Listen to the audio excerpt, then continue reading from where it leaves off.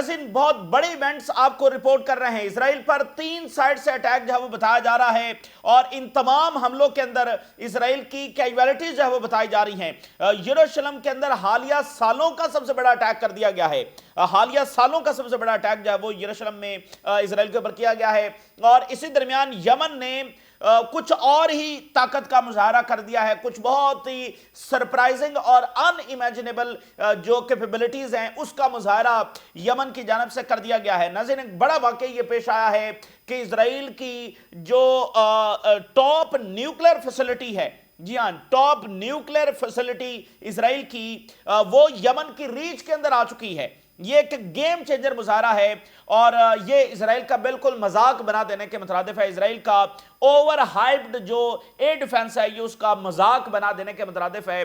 دیکھیے ایران اور اسرائیل کا کمپیریزن ہوتا رہا ہے کہ ایران کے پاس یہ کیپیبلٹی ہے, اسرائیل کے پاس یہ کیپیبلٹی ہے, لیکن اس میں بھی جو ویسٹرن اینالسٹ ہیں اور ہمارے بھی بہت سارے کچھ وہ کہتے ہیں جی اسرائیل جو ہے وہ زیادہ طاقتور ہے, جو کہ اس جنگ میں پوری طرح سے ایکسپوز ہوا کہ ایسا نہیں ہے.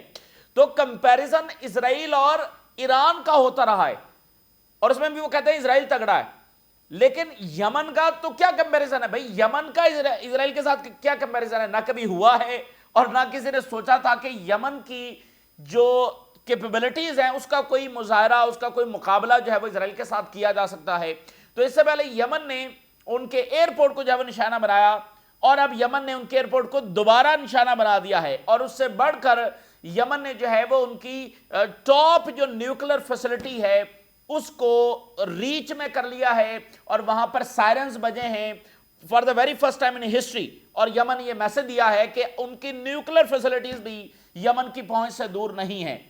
تو اب مڈل ایسٹ میں تو جب یعنی ایران کے پاس یہ ساری پاور ہے, جب ایران کی جنگ ہو رہی تھی تو اس میں بھی ایران نے ابھی جو ٹاپ نیوکلیر فیسلٹی ہے اس کو نشانہ نہیں بنایا, وہاں پر سائرنز نہیں بجے, لیکن یمن نے اس کو جب وہ نشانے کے اوپر لے لیا ہے. یعنی ایک میسج دے کر بتایا ہے کہ اب یہ بھی ان کی کیپیبلٹی میں ہے, یہ بھی ان کی ریچ کے اندر ہے. تو یہ تو ایک بالکل معاملہ کسی اور ڈائریکشن میں جا رہا ہے, یعنی یمنی جو کیپیبلٹیز ہیں وہ تو بالکل کسی اور ڈائریکشن میں جا رہی ہیں اور اسرائیل کا پوری طرح سے برکس نکل رہا ہے یہاں پر. اسرائیل جب وہ بہت زیادہ ہملیٹ ہو رہا ہے اپنی طاقت کے حوالے سے, اور مصر, جارڈن, ٹرکی, ان ملکوں کے اوپر جب وہ پریشر بڑھتا چلا جا رہا ہے, لیبنیز گورنمنٹ کے اوپر پریشر بڑھتا چلا جا رہا ہے, اور عرب ممالک کے اوپر پریشر بڑھتا چلا جا رہا ہے کہ وہ الٹا حزب اللہ کو جو ہے وہ ڈسارم کرنے کی بات کر رہے ہیں, حزب اللہ کو پریشرائز کرنے کی بات کر رہے ہیں, اور یہ مڈل ایسٹ کے ممالک جو ہے وہ کوئی بھی ایکشن لینے سے قاصر ہیں. اور یمن کے پاس اتنی طاقت آ گئی ہے کہ سب سے بڑی طاقت کہلانے والا اسرائیل, اس کی ٹاپ نیوکلیر فیسلٹی یمن کے اس ریچ کے اندر ہے, وہاں پر وہ سائرنز بج رہے ہیں. اس کا مطلب کہ وہ وہاں پر جا کر ہٹ کر سکتے ہیں. یہ تو ایک بالکل عجیب بات ہے. اور یہ بھی رپورٹس جیسے امریکہ خود کہہ چکا ہے کہ پیچھے رشیا ہے, پیچھے چائنا ہے, پیچھے ایران ہے, تو پھر تو یہ ایک الگ ہی طاقت کے طور پر یمن جو ہے وہ ایمرج کر رہا ہے. اور یمن کا کوئی حل بھی نہیں ان کے پاس. امریکہ اب دیکھیے درمیان میں آنے کے لیے تیار نہیں ہے, امریکہ درمیان میں آنے کے لیے تیار نہیں ہے. اسرائیل نے پوری طاقت لگائی, اسیسینیشنز, دھماکے, سارا کچھ کر کے دیکھ لیا, کچھ بھی حاصل نہیں ہوا. تو ایران کے ساتھ جو جنگ ہوگی وہ تو الگ نوعیت کی ہوگی نا. وہ دن تو زیادہ لمبی جنگ چل نہیں سکتی ہے, وہ والی جنگ جیسے ہم نے دیکھا 12 دن کی, اور ابھی بھی جو جنگ اگر دوبارہ جو راؤنڈ ہوگا وہ بھی 15-20 دنوں کا, جیسے عربز کی وار ہوئی ہیں. تو یمن کا معاملہ تو ڈیفرنٹ ہے. تو اگر یمن پینیٹریٹ کرنے لگ جائے اور ان کی جو ٹاپ نیوکلیر فیسلٹی ہے اس کو اپنی ریچ کے اندر لے لے, تو اسرائیل کا بچنا کیا ہے, اسرائیل کا پھر کرنا کیا ہے, ٹھیک ہے نا. اور امریکن ایئر ڈیفنس جب وہ وہاں پر روزانہ کی بنیاد پر اب بدنام ہو رہا ہے, ایکسپوز ہو رہا ہے کہ وہ یمنی میزلز اور ڈرونز وہ نہیں سنبھال پا رہا ہے. اور باقی مڈل ایسٹ کے ممالک میں بھی یہی ایئر ڈیفنس لگا ہوا ہے, اور وہ کہتے ہیں جی یہ ایران سے بچانے کے لیے ہے, یہ یمن سے بچانے کے لیے ہے, یہ حزب اللہ سے بچانے کے لیے ہے. وہ ایئر ڈیفنس تو اسرائیل کو نہیں بچا پا رہا. تو یہ تو ساری ایکویشن ہی تبدیل ہو رہی ہے, یہ تو سارا بیلنس آف پاور ہی بالکل ایک الٹ انداز کے اندر جب وہ نظر آ رہا ہے, بالکل ان کی امیجنیشنز اور ان کی ایکسپیکٹیشن سے بالکل ہٹ کر. یعنی اگر آپ اس سے پہلے دیکھیں تو یمن کیسے اس جنگ میں ہے کہ ٹھیک ہے یار وہ 1-2 میزائل مار دیتے ہیں, سائرنز بجتے ہیں, چلو کوئی تو ہے جو یہ بتا رہا ہے کہ بھئی ہم بھی موجود ہیں اور ہم فلسطین کے ساتھ کھڑے ہیں. وہ کوئی بڑا ڈیمیج نہیں کر پا رہے, لیکن چلو سائرنز بجتے ہیں, ملینز آف اسرائیلیز جب وہ شیلٹرز میں جاتے ہیں, चलो कोई तो कुछ ना कुछ तो कर रहा है, कोई एक दो पटाखे तो चला रहा है, लेकिन अब ये पटाखे चलाने वाली बात नहीं है, अब तो ये हिट करने वाली बात है, ठीक है ना। अब तो हिट करने वाली बात है। और लास्ट कैटेगरी की जो सोफिस्टिकेटेड और मोस्ट सेंसिटिव जो उनकी टारगेट्स हैं उसको हिट करने वाली बात है। तो ये वो नहीं है, मतलब जो पहले यमन पटाखे चला रही है वो नहीं है, ये बिल्कुल एक अलग चीज है। जैसे ईरान है कि वो एक बड़ी सोफिस्टिकेटेड पावर है और वो ब्रीच कर सकता है इजराइल को, तो यमन भी ज़ाहिर है कभी ईरान जितना पावरफुल तो नहीं है, लेकिन a kind of that level कि वो भी पेनिट्रेट कर सकता है इजराइल को। तो ये बिल्कुल एक अलग डायरेक्शन में यमन की ताकत जब वो चल निकली है, और ये एक गेम चेंजर मुजाहरा है जो यमन की जानब से किया जा रहा है। और ईरान के अरब्स के साथ भी राब्ते हो रहे हैं, वो भी आपके सामने रखेंगे। तो 3 साइड से हमला हुआ है। अगर हम आगाज की जो हेडलाइंस है वो यरूशलेम से करें तो रेजिस्टेंस ने 3 तरफा यानी अटैक इजराइल के ऊपर लॉन्च किया है, हवा से भी, जमीन से भी, और यरूशलेम में पहला अटैक किया गया है। और यह हालिया सालों का सबसे बड़ा अटैक है जो इजराइल के ऊपर हुआ है। यरूशलेम आपको पता है सबसे ज्यादा सिक्योरिटी उन्होंने वहां पर जो है वो लगा रखी है। तो यरूशलेम में जनाब अली फलस्तीनी फाइटर जो है वहां पर दाखिल हुए हैं और उन्होंने 7 इजरायली सेटलर्स को वहां पर निशाना बनाया है और 21 इजरायली सेटलर जब उसमें जख्मी हैं, 7 मारे गए हैं, 21 जो है वो जख्मी हैं। और ये इजराइल में सबसे बड़ा सिक्योरिटी ब्रीच जो है वो बताया जा रहा है और ये क्लियर मैसेज है और इससे बहुत ज्यादा फियर जो है वो अब इजराइल में पाया जा रहा है कि इसका मतलब यह है कि इजराइल ने इतनी बड़ी ब्रुटैलिटी की और कहा कि वो क्रश कर देगा फलस्तीनियों को। इसका मकसद क्या था? एक ऐसी हैबत कायम कर देना कि लड़ने की जो विल है उसको तोड़ देना, भाई बिल्कुल फलस्तीनियों को क्रश करके रख देना। तो ये हमला उसका भी मैसेज है कि ये होने वाला नहीं है। और दूसरा, आपको याद है हम पिछले कई वीक से, कई हफ्तों से ये बात कर रहे हैं कि वेस्ट बैंक के अंदर एस्केलेशन हो सकती है क्योंकि जो इजरायली इकदामात हैं उसका ये नतीजा निकलेगा। जैसे वो इकोनॉमिक कोलैप्स वहां पर कर रहे हैं, जैसे जो है वो अलेक्सा में, और जैसे अब बाकी जैसे हेब्रोन है वहां पर भी ये इजरायली सेटलर्स गए जो बेन गवर कर रहा है और जो इजरायली सेटलर्स कर रहे हैं। अब ये सेटलर्स भी बाकायदा फौज हैं जिनको असलहा दिया जा रहा है, जो बाकायदा जाकर अटैक करते हैं। तो ये सेटलर हैं लेकिन ये फौजी भी हैं, तो इनको जो है वो निशाना बनाया गया है। 7 वहां पर मारे गए हैं। तो एक फियर है, एक सिक्योरिटी ब्रीच है। और ये बात ध्यान में रखें कि जब आप सिक्योरिटी ब्रीच कर देंगे तो ये कॉलोनी चल नहीं सकती है। आप अगर नोट करें तो एक जो इंटरनेशनल सपोर्ट है, जो इंटरनेशनल रिप्यूट है, इंटरनेशनल लेजिटिमेसी है, वो तो इजराइल की फारिग हो चुकी है। सारा का सारा जो इजराइल खड़ा है वो मिलिट्री पावर के ऊपर खड़ा हुआ है। तो अगर आप उसको ब्रीच कर देंगे तो ये उसकी बुनियादें हिला देने के मुतरादिफ होगा, फिर ये कॉलोनी चलेगी कैसे?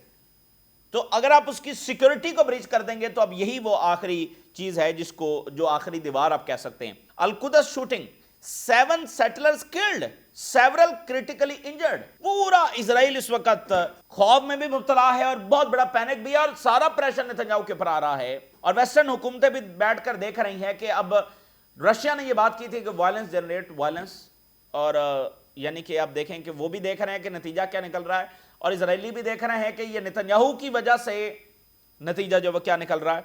और इतने बड़े सिक्योर एरिया में जहां पर इतनी बड़ी उन्होंने फौज डिप्लॉय कर रखी है वहां पर ये अटैक होना।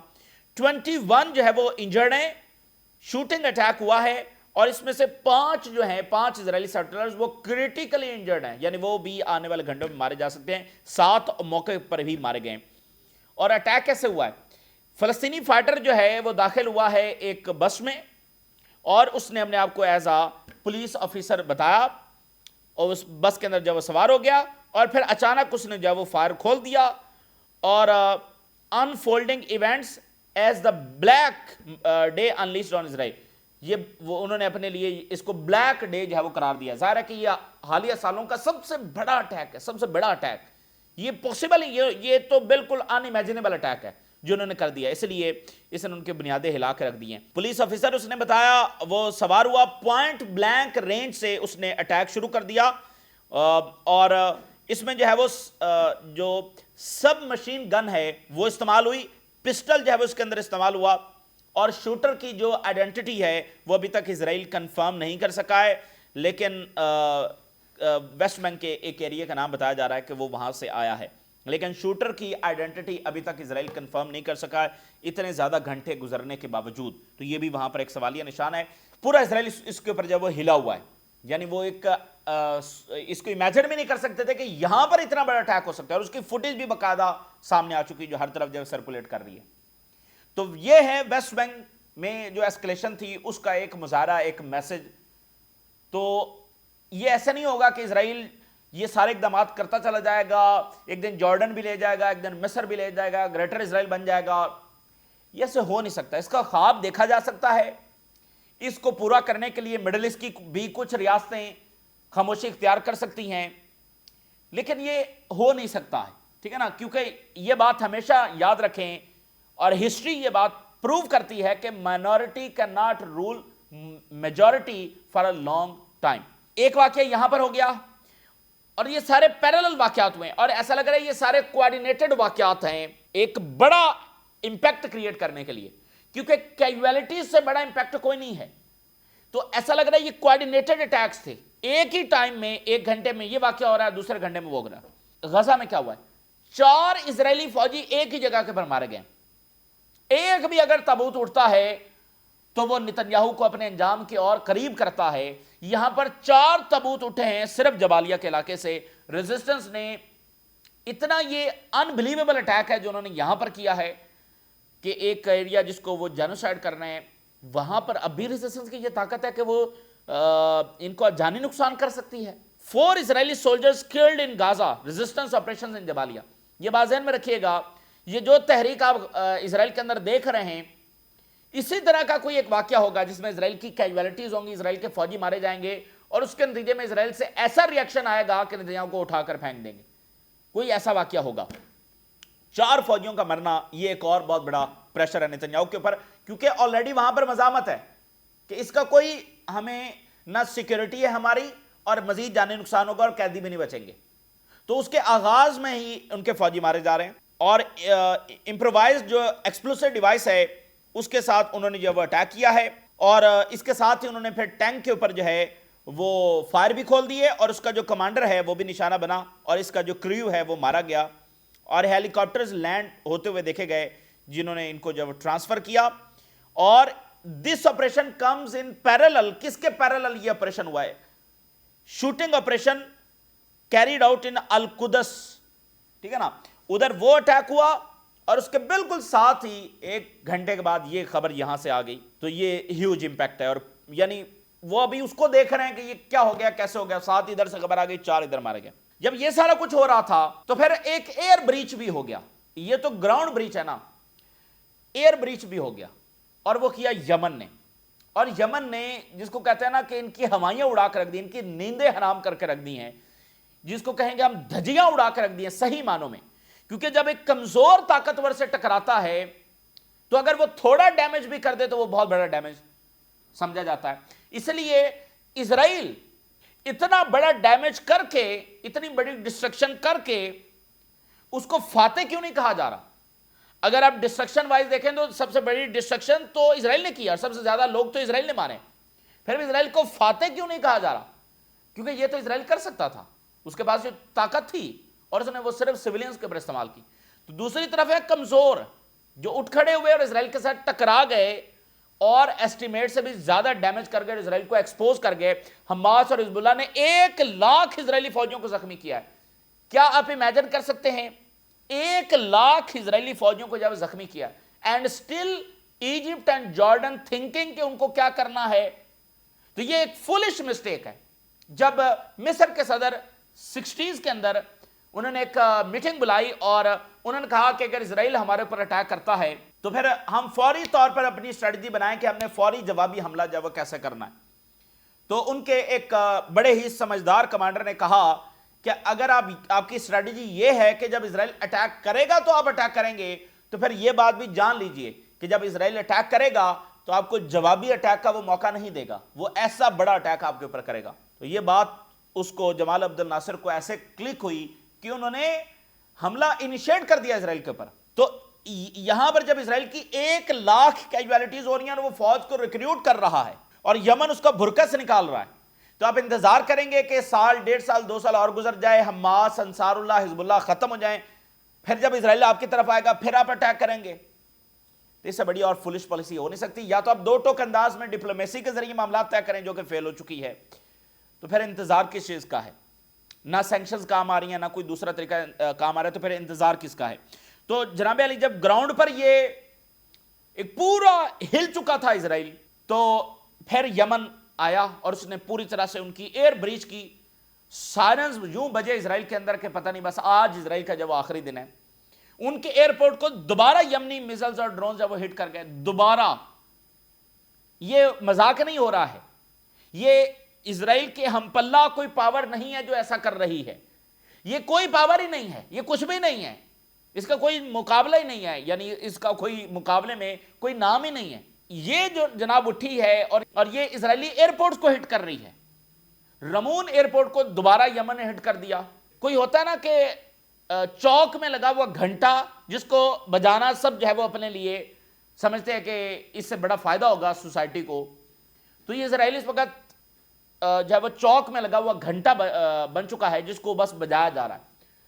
یہ بالکل ایک مذاق بن چکا ہے، یقین مانی اسرائیل صرف اس کی جو طاقت ہے اس کا جو مذاق اس وقت یمن اڑا رہا ہے اس کی کوئی مثال نہیں ملتی، اور جو بے حسی اور بے بسی ادھر سے دکھائی جا رہی ہے، جو خوف یہ اپنے ذہنوں میں پال کر بیٹھے ہوئے ہیں، اس کی بھی کوئی مثال نہیں ملتی۔ طاقتور ترین ایئر ڈیفنس، یعنی جس سے یہ ڈرے بیٹھے ہیں، جس زمینی فوج سے یہ ڈرے بیٹھے ہیں، اس کا 1,00,000 فوجی انہوں نے اڑا دیا۔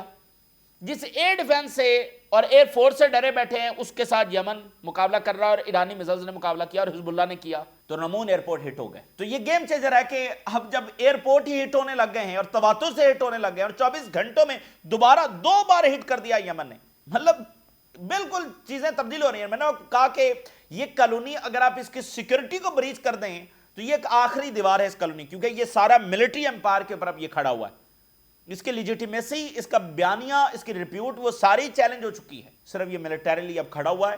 تو ملٹریلی یہ کتنا ایک ہے یہ یمن بتا رہا ہے، اور یہ حماس بتا رہی ہے، اور حزب اللہ بتا رہے ہیں۔ رمون ایئرپورٹ دوبارہ یمن نے ہٹ کر دیا، یعنی بس اس ہیڈ لائن کو دیکھتے جائیں، اس فوٹیج کو دیکھتے جائیں اور سوچتے جائیں کہ یہ اب ہو کیا رہا ہے۔ یمن کی طاقت بالکل اب الگ ڈائریکشن کے اندر چل پڑی ہے۔